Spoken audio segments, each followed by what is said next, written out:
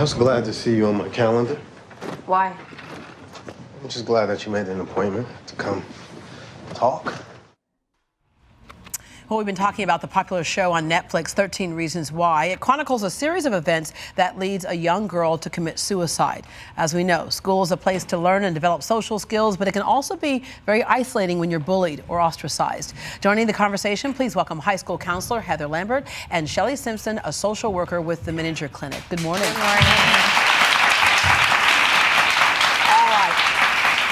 I remember in third grade reading Old Yeller and the dog died at the end and I was destroyed. Right? So this is a whole nother level in terms of a book for kids in middle school, but I would imagine the reason for that is what parents might think is going on can be different from what's really going on. Yeah.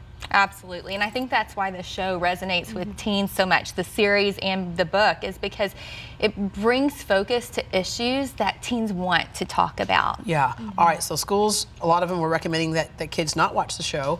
Where do you stand on that and why? Yeah, I would say proceed with caution. The show is fiction and it's a cautionary tale. Students need to know that.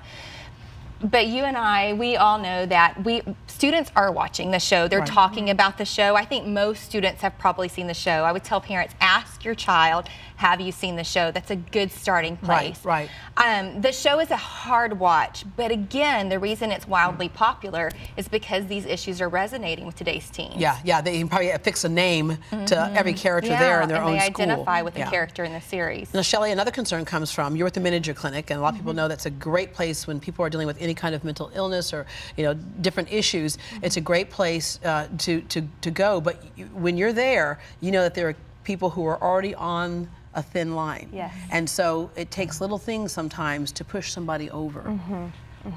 Yes, it does. And I think the show shows a lot of those little things and how little things add up to be a really big thing. Yeah.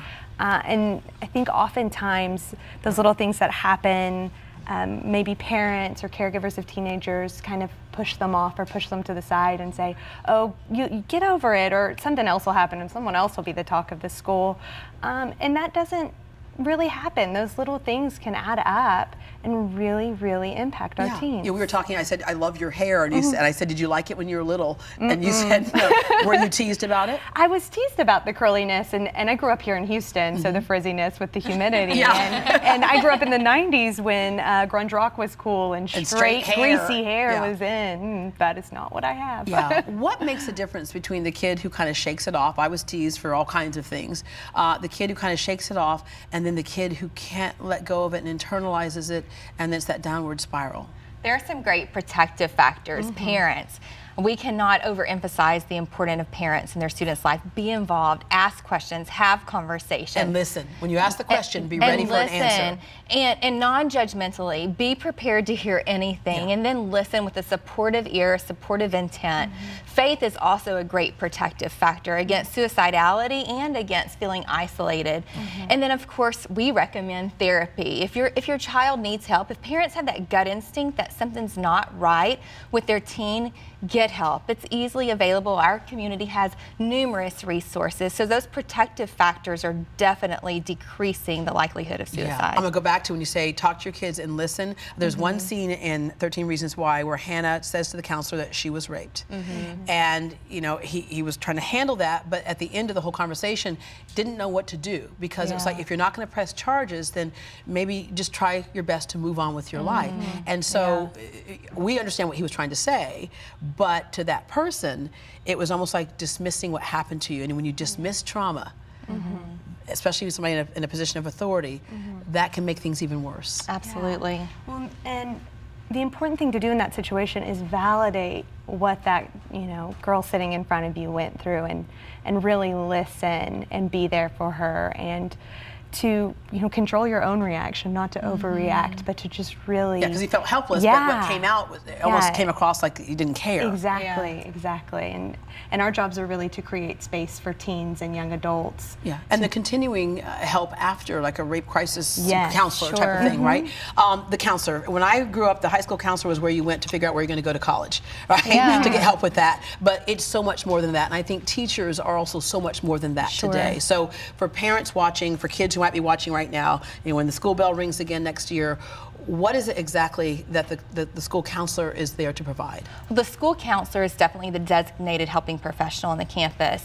But as you and I both know, there are great school counselors, and then there are school counselors who, like you mentioned, maybe aren't quite sure what to do or how to handle every single situation. Because every school's not the same. Right. So I would encourage students to find that caring person on their campus, whether it be a teacher, a coach, an assistant principal, a counselor, even a paraprofessional on the campus.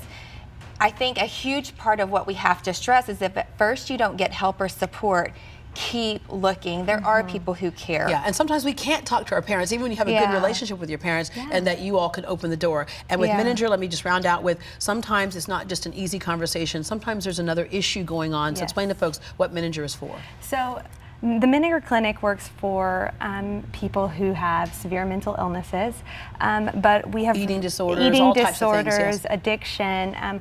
We've expanded our services to do week-long assessments, which some teens may need. You know, oftentimes teens first come to our door because they've experienced some bullying, or maybe they're acting out within their family system, and then we really assess what mental health issues are going on. Are there any medical issues going on? And how can we treat that holistically? Yeah, and people will ask, when do you see a counselor? When you think that you probably need to see a counselor. Yeah, and Right. there's no reason too small. Yeah. You know, talk. There's All right. having that judgment of, oh, maybe this isn't important enough.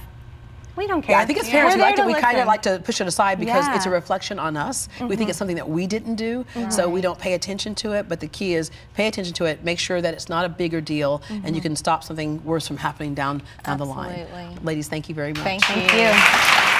Coming up, kids being bullied has always been an issue, but when you add social media to the mix, the cyber bully has much more power. Up next, how to monitor your child's social media. And parents, guess what? If your child bullies someone online and that child is harmed, you could be held responsible.